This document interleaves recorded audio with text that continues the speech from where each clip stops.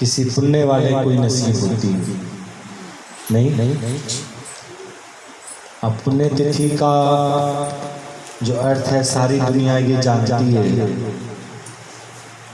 कि जब इंसान का मरण दिवस मनाया जाता है तो उसको पुण्य तिथि कहा जाता है।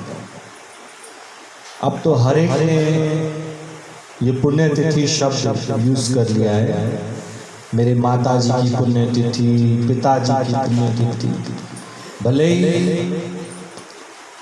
भले उन्होंने जीवन में परमात्मा से मिलकर एकाकार किया या नहीं किया, पर हर एक जो एक छोटा छोटा कार्ड छपवाते हैं उस पे लिख देते हैं फलानी बाई की पुण्य तिथि। नहीं, सोच के देखो। पर दादाजी की पुण्यतिथि इसलिए है क्योंकि दादाजी ने आज के दिन ही अपनी देह का त्याग कर दिया। देह तो उनकी कब की छूट गई थी, पर इस देह से जो छोड़ना होता है देह को, संसारिक देह जिसको कहा जाता है, आज के दिन उसमें अधिस्थ हो गए। तो आज के दिन को समाधि दिवस भी कहा जाता है। सुबह से ही हर शहर में, हर कस्बे, हर गांव में आजकल तो बहुत अच्छा तरीका हो गया है कि समस्या है तो समाधान भी। सोच रहे थे 29 अप्रैल दादाजी का दिन कैसे मनाया जाएगा, पर कहते हैं संत महात्माओं के पास हर बात का समाधान रहता ही है। सुबह सुबह जब उठे तो एकदम से बात हुई लखनऊ में, तो कहने लगे आप लोग जूम के बारे में जानते हैं ना? हमने कहा हाँ जी जानते हैं जूम के बारे में।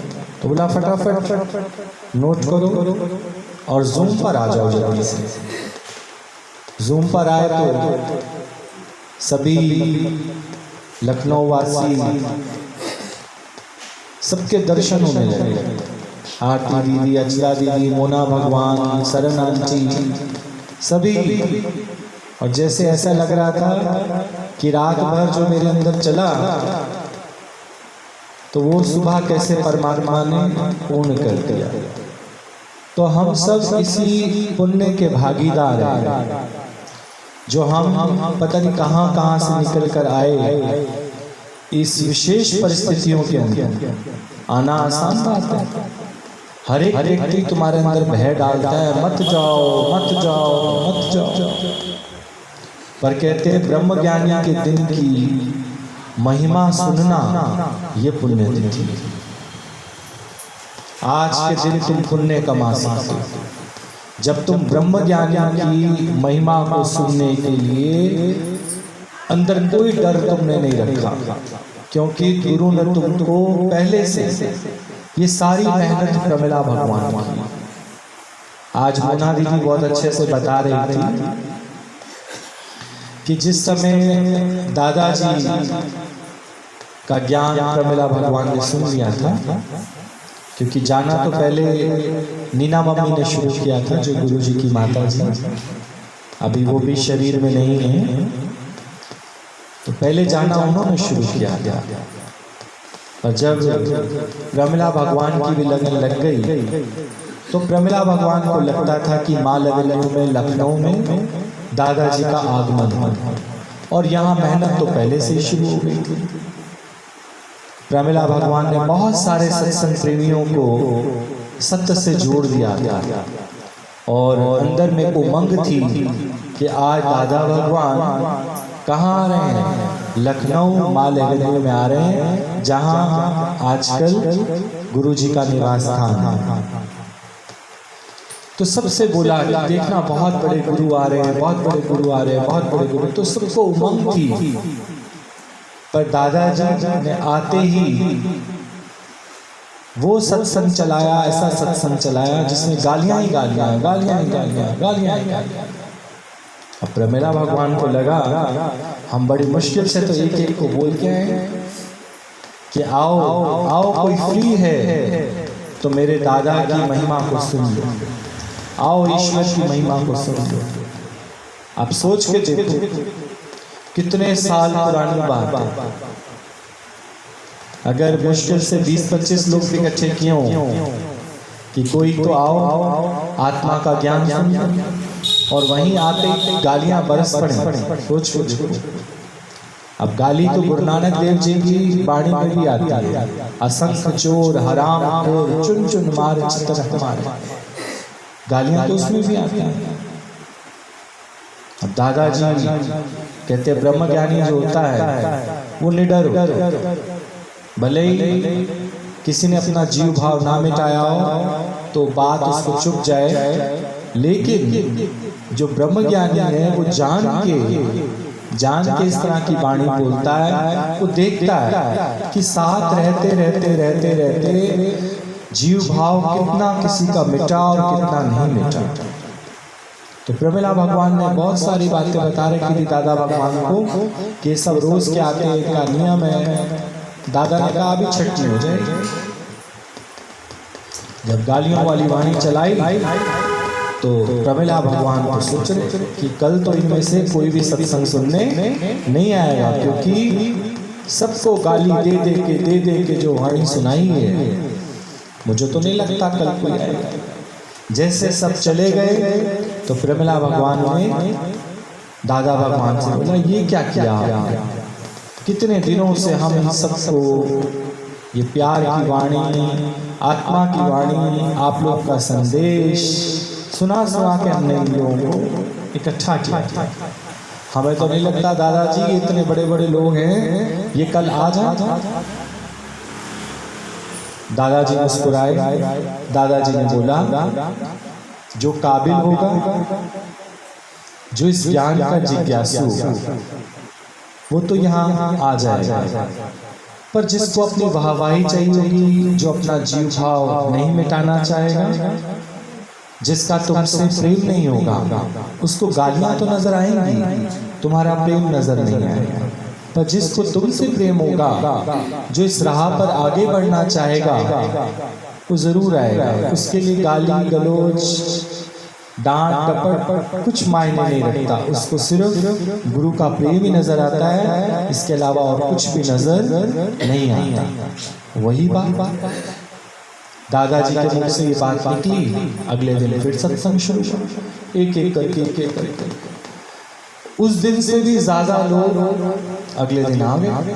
दादाजी प्रमिला भगवान को देखकर मुस्कुराए कि देखो ये मन चाहता है हमारे मुताबिक भी बोले, फिर फायदा क्या होगा। डॉक्टर के पास जाकर अगर हम डॉक्टर से गए ये दवा नहीं, ये दवा दे दो, ये दवा नहीं, ये दवा दे दो, तो क्या रोग ठीक हो पाएगा? डॉक्टर को ही पता है ना तुमको कौन सा सॉल्ट सूट करेगा, कौन सा सॉल्ट सूट नहीं करेगा, कौन सी दवा तुमको सूट करेगी, कौन सी नहीं सूट करेगी, डॉक्टर को पता है, तुमको थोड़ी पता है। तुम अपनी परिस्थितियों के हिसाब से, अपने स्वाद के हिसाब से दवा मांगते हो, पर उससे तुम ठीक हो पाओगे नहीं हो पाओगे ये क्या पता। तब प्रमिला भगवान से दादा भगवान ने बोला हमें भीड़ नहीं इकट्ठी करनी, भीड़ तो इकट्ठी करो तो देखो तुम टीवी पर जो बाबा गुरु लोग सत्संग सुनाते हैं उनका ध्येय ये नहीं है कि लोग मुक्त हो जाए, उनका ध्येय है अधिक से अधिक लोगों को इकट्ठा करना, अधिक से अधिक लोगों को अपने चमत्कार दिखाना। इससे वो मालिक की भक्ति नहीं करेंगे, मालिक की इबादत नहीं करेंगे, वो सबको अपने से जोड़ते जाएंगे, वो अपनी महिमा करेंगे। तो आप सोच के जहां गुरु को इच्छा पड़ी रहेगी कि सब मेरी महिमा गाएं, मेरी भक्ति करें, मेरी पूजा, मेरे पाठ करें, तो वो उस मालिक से, अकाल पुरख से, निरंकार से तो कभी नहीं जोड़ेंगे। समझे? सारी दुनिया कहाँ लगी हुई है, कहाँ लगी हुई है? अलौकिक शक्तियां प्राप्त करते हैं। तुमसे भी तो पूछते होंगे लोग, पूछते नहीं होंगे तुम्हारा गुरु कोई चमत्कार करता है, कुछ दिखाता है तुमको? सोच के सारी दुनिया में जो सतगुरु है वो चमत्कार नहीं दिखाता, वो चमत्कार नहीं दिखाता, क्योंकि उसको लोग को नहीं प्राप्त करते। अलौकिक शक्तियाँ जो भी प्राप्त करने में लगा हुआ है वो लोगों में अपना एक इंप्रेशन जमाना चाहता है कि देखो मैं हाथ ऐसे करता हूँ तो आलू प्रकट हो जाता है, मैं हाथ ऐसे करता हूँ तो धन गिरने लग जाता है। उससे आप लोगों को इंप्रेस तो कर सकते हो, पर क्या सबकी आस्था भगवान में लगा सकते हो? आए तो हम लोग सब प्रभु को पाने के लिए, पर हम सब चमत्कारों में फंस के रह जाते हैं। आप सोच के देखो, माया से छूटना है या माया में फंसना है? तो माया से छूटना सतगुरु ही सिखाता है। अब ऐसी बात जब समझ आ गई तो सभी लोगों ने दादाजी के ज्ञान को बहुत अच्छे से सुना, माना, और उस दिन के बाद से लखनऊ में भी बहुत भारी भरकम सत्संग होने लगा। और आज दिन तक हमने देखा है कि वहाँ कोई चमत्कार देखने नहीं आता, वहाँ वही लोग आते हैं जो प्रेमी। हम अपनी बात तुमको बताएं तो जब हम पहली बार गए थे वहाँ पर तो मैंने देखा कि इस दुनिया से वो दुनिया बिल्कुल ही अलग है। वहाँ कोई मैं मेरी की बातें नहीं करता, कोई जात पात नहीं पूछता, कोई ब्लड रिलेशन नहीं पूछता। अगर किसी के पास कोई कीमती वस्तु भी है तो कहता लो तुम पहनो, लो तुम खाओ, अरे ना जान ना पहचान। तो इस दुनिया से वो दुनिया बिल्कुल अलग लगी हमको। तो ऐसी जगह पर मिला सुकून, ऐसी जगह मिला सुकून कि ऐसा भी होता है, ऐसा भी होता है। दुनिया में ऐसे भी लोग हैं जो बिना स्वार्थ के इतना प्रेम करते हैं। अभी गुरु जी को नहीं देखा था, पर गुरु लोगों के लिए इमेज हमारी क्या बनी थी? कोई लंबे चोले वाले जिन्होंने बड़ी बड़ी जटाएं रखी। नहीं, सोच के देखो। ऐसे एक बार सुबह बता रहे थे मोना भगवान कि दादाजी को किसी ने बोला, दादाजी कि हर एक सत्संग में कोई ना कोई यूनिफॉर्म तो होती है, आप भी ऐसा करो कि दादाजी आप भी अपने सत्संग में जो भी आते हैं सबको सफेद कपड़े बोल दो कि सफेद कपड़े पहन के आया करें। थोड़ी सादगी लगती है, थोड़ा अच्छा लगता है, एक फॉर्म लगती है और उससे खिंचाव भी होता है। तो देखना बहुत सारे लोग आप लोगों से जुड़ जाएंगे। तो दादाजी ने बोला, हम जब इस राह पर बढ़े हमने पहले ही अंदर में ठान लिया कि हमें भीड़ बढ़ानी नहीं, हमें ऐसा अट्रैक्शन डालना ही नहीं है कि लोग सत्य के पीछे नहीं असत्य के पीछे भाग। आज तुम्हारे अंदर सत्य का आकर्षण है तो तुम पुण्यतिथि पर आए गुरु की महिमा सुनने के लिए। नहीं सोच के बोला तो ठीक है, हम सफेद यूनिफॉर्म रख लेते हैं, पर जो तुम परसों बहू बिहा के लाए हो पहले तो उसी को सफेद कपड़े पहना के लाओगे तुम सत्संग से, अपनी बेटी को पहना के ले आओगे सफेद कपड़े। बोला बाबा अरे बाबा हमारे यहाँ तो विधवा लोग पहनते हैं सफेद कपड़े, कैसी बात कर रहे हो दादाजी आप? तो बोला जब तुम्हें अपने परिवार के लिए हमने बोला कि सफेद कपड़े पहन के ले आओ तो तुम्हें इतना बुरा लग रहा है। सोच के देखो, हलचल हुई ना तुम्हारे मन में। ऐसे ही पता नहीं किसी को पसंद है किसी को नहीं पसंद, किसी को कैसा कपड़ा पहनना पसंद है किसी को कैसा कपड़ा पहनना पसंद है। हम जबरदस्ती का सबके ऊपर रख दें कि तुम सफेद कपड़ा पहन के आ जाओ, तो ये भी तो मेरा परिवार है, मुझे भी अच्छा लगता है सबको रंग बिरंगा देखते, मैं क्यों जबरदस्ती किसी पे ला दूं कि सफेद कपड़ा पहन के आओ। कपड़ा कोई भी पहनो, भोजन कोई भी करो, नहीं बस उसमें आसक्त नहीं। कभी कभी आप सोचो अगर हमें खाने में थोड़ा सा भी नमक मिर्च कम मिल जाए तो हम क्या कहते हैं, आज खाना स्वाद वाला नहीं। पर कभी कभी जब डॉक्टर्स आपको मना कर देते हैं कि आपने अपने खाने में नमक मिर्च मसाले बहुत कम खाने हैं, तब आप देखो ये जीभ रस के मारे मरे जाती है। पर क्या तुम्हारे शरीर के लिए उचित है वो खाना? तो गीता में स्पष्ट दिया हुआ है, सतो गुणी भोजन, सात्विक भोजन। कौन सा होता है? अब तुम कहोगे घिया, तोरी, टिंडे, नहीं, जो तेरे शरीर को सूट करे।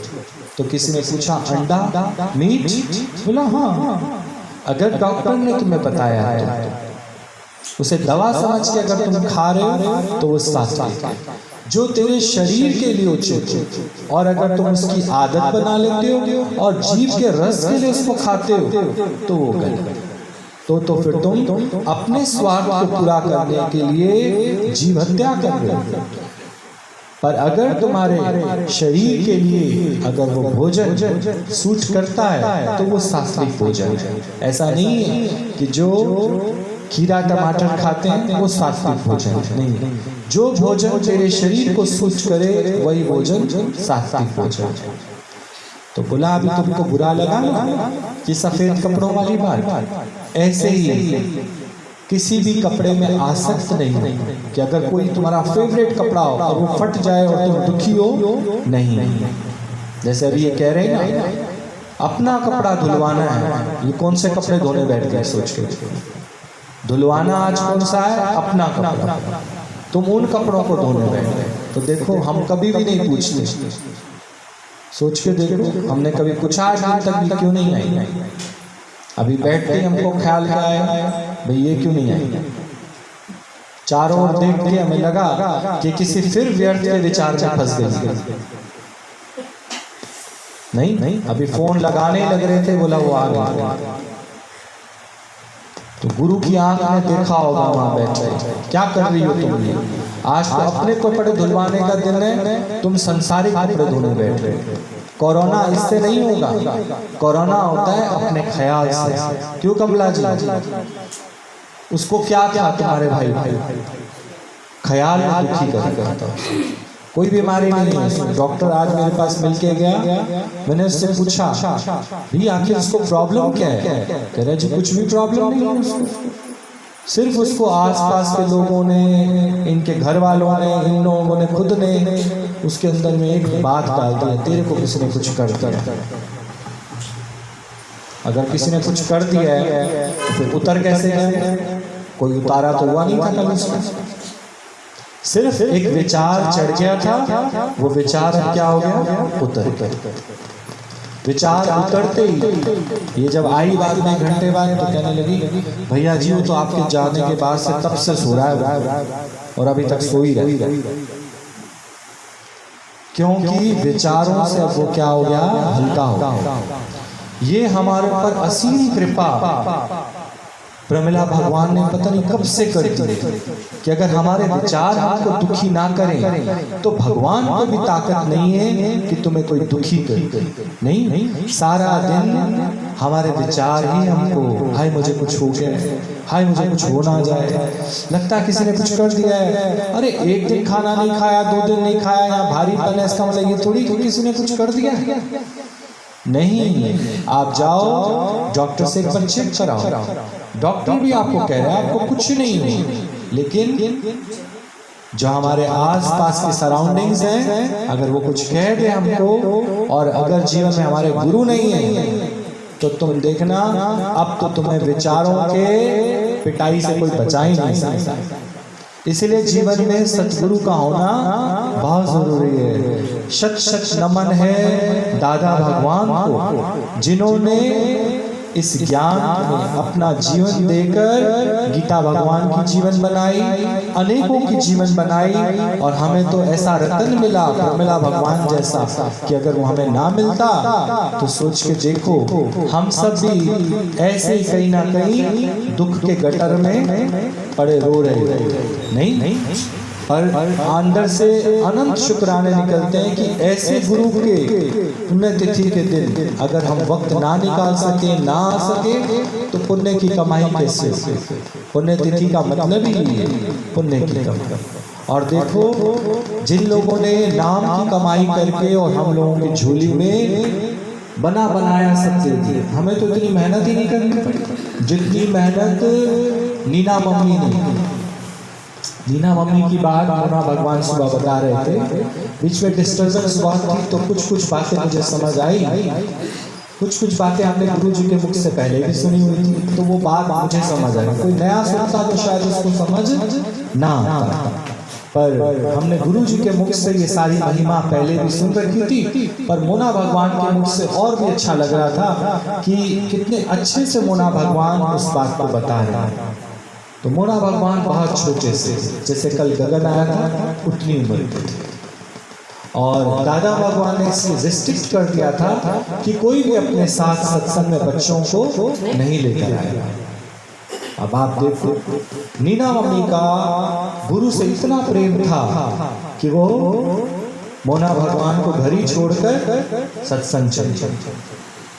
अब आस पड़ोस वाले, जैसे कमला के आस पड़ोस वाले राजू भैया के दिमाग में बात डाली, ऐसे ही मोना भगवान के दिमाग में बात डाली गई। कैसी तेरी माँ है, सत्संग में चली जाती है तुझे छोड़ के, तेरा बिल्कुल ध्यान नहीं रखती। लोगों का काम क्या है? इन्हीं लोगों के लिए तुम अलौकिक शक्तियां प्राप्त करते हो। बड़े में बड़ी अलौकिक शक्ति क्या है? मानुष जन्म। तुम मानुष जन्म में आज हमारी बात मान लो, प्रभु को ही प्रेम करो और संसार की शक्तियों को प्राप्त करने की कोशिश मत करो। संसार की शक्ति तुम पता कहाँ प्राप्त करने की कोशिश करते हो? एक बेटा होना चाहिए, तो उसकी पावर कौन सी होती है? मुर्दा फूकने की। अपने को फुकवाने के लिए तुम्हें क्या चाहिए? बेटा, क्योंकि वो पिंडदान करेगा। नहीं, अब उसके लिए पहले उसको 24-25 साल तक तुम पालो, एक अपने को फुकवाने के लिए, और उसके बाद वो तो 13-14 साल की उम्र से तुम्हें फूकना शुरू कर देता है। कैसे? जब वो तुम्हारी बात नहीं मानेगा, तुम्हें पलट के जवाब देगा, तो वो 13-14 साल की उम्र में तुम्हें फूकना शुरू कर देते। तो फिर जब तुम रोते रोते गुरु के पास जाते हो, तो गुरु कहता है, अरे माई, जब हमने तेरे से पूछा कि तेरे को संतान किस लिए चाहिए, यानी लौकिक शक्ति किस लिए चाहिए, तो तूने मुझसे क्या कहा था? देखो भाई, मुझे फूकने के लिए, अंत समय में मुंह में गंगा जल डालने के लिए कोई तो होना चाहिए। तो वो तेरा संकल्प सिद्ध हुआ, वो 13-14 साल की उम्र से तेरे को फूकने लगे। नहीं, आप सोच के देखो, बड़े बुजुर्ग लोगों ने आपको क्यों ये समझ दे रखी थी कि ये जंजाल बनाओ, इसलिए तो कि कोई तो हमारे वंश को आगे चलाए, कोई तो हमें मुक्त करे, कोई तो हमारी हड्डियों को गंगा जी में बहा के आए। सोच के देखो, संत महात्मा लोगों का कौन दाह संस्कार कराता है? संत महात्मा लोगों को कौन मुक्ति दिला लाता है? सोच के देखो। असल में हम लोगों को ये सब कर्म कांड की जरूरत ही नहीं है। जिसको जीते जी गुरु मिल जाए, उसको तो ज्ञान का दिया पहले ही मिल जाता है, और उसकी रूह कहीं यमलोक में नहीं जाती, कहीं नहीं जाती, वो यहीं के यहीं क्या हो जाती है? मुक्त। जिसके विचार यहीं के यहीं मुक्त हो जाते हैं, वो ज्ञान का दिया यहीं देख लेता है, उसके अंदर कोई इच्छाएं नहीं, मनोकामनाएं नहीं, कुछ नहीं।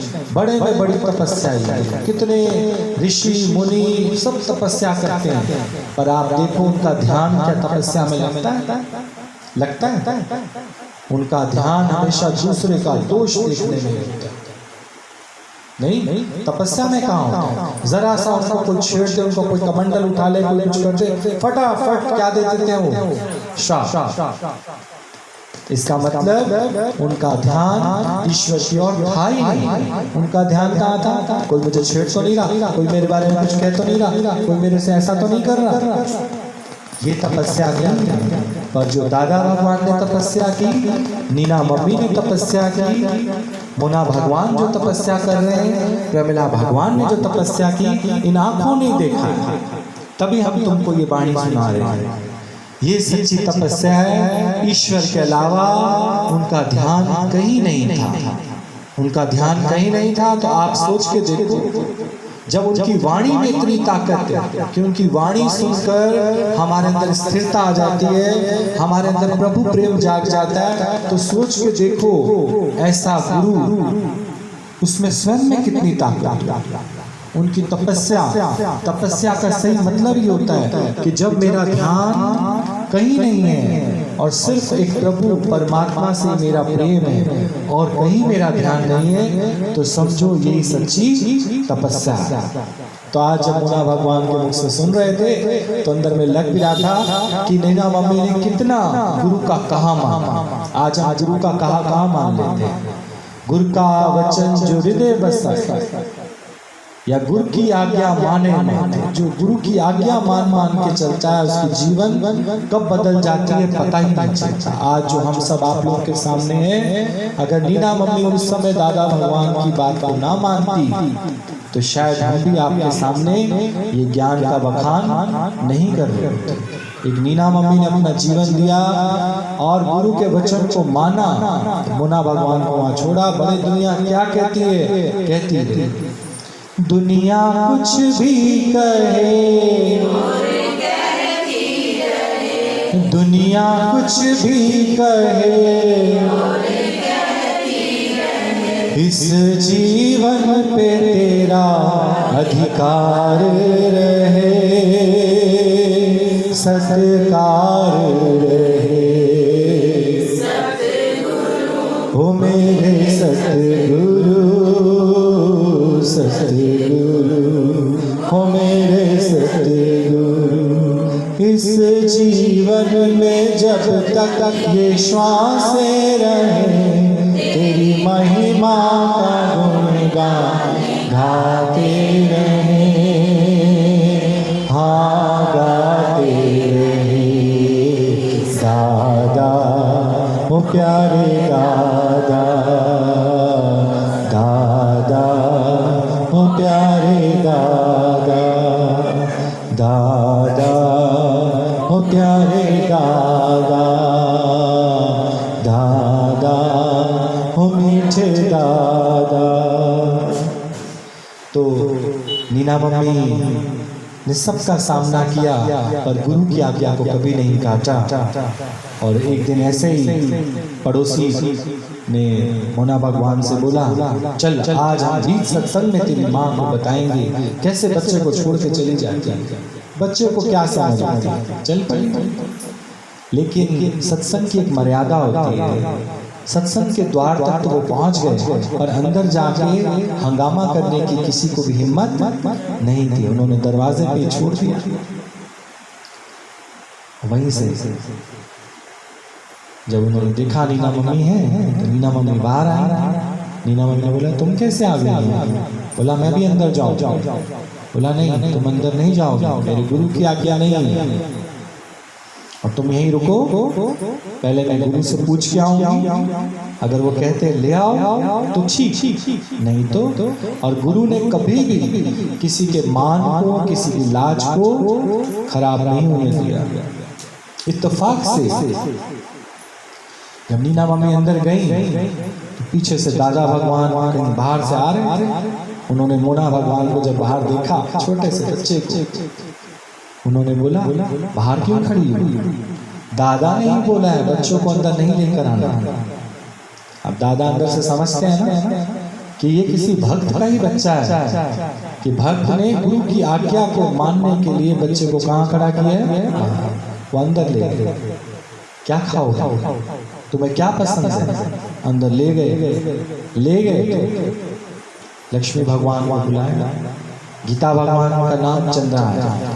आवाज दी, चंद्रा इधर आओ, बच्चे को लेके जाओ, इसको जो पसंद हो वो खिलाओ पिलाओ, इसको खूब मौज करो। इतने में नीना मम्मी बाहर जाके देखते हुए मुना भगवान कहाँ गए?